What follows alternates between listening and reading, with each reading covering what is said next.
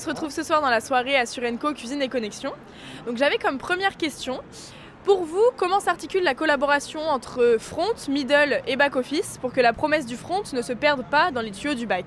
Il doit y avoir une connaissance globale du process, du parcours qui doit être partagé avec des contrats de service finalement entre front, middle et back.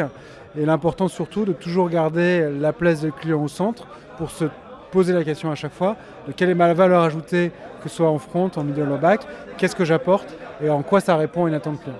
Pour moi, c'est d'abord la communication et la cohésion au sein des équipes. Quels indicateurs utilisez-vous pour mesurer la contribution du back-office et ensuite le retour sur satisfaction client?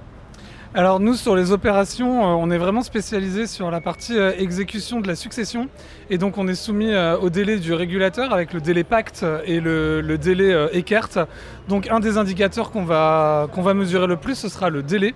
Et le deuxième indicateur, ça va être la qualité de la conformité de l'exécution de la prestation dans le système d'information de notre client donneur d'ordre. Valérie, quels effets de la digitalisation observez-vous sur la qualité retour client? Alors c'est vrai qu'il y a une véritable transformation aujourd'hui sur les métiers du front et du back-office puisqu'on en arrive à une gestion individualisée de bout en bout.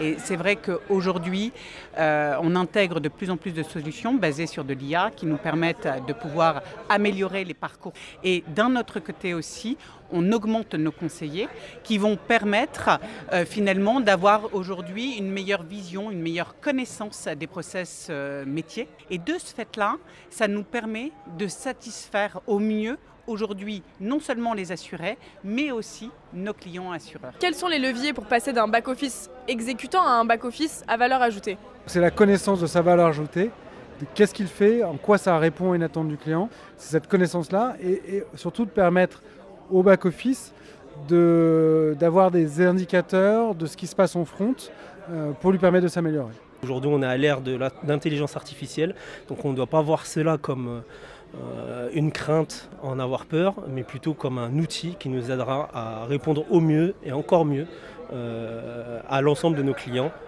de bout en bout de la chaîne. Très bien, et merci beaucoup. Merci à vous.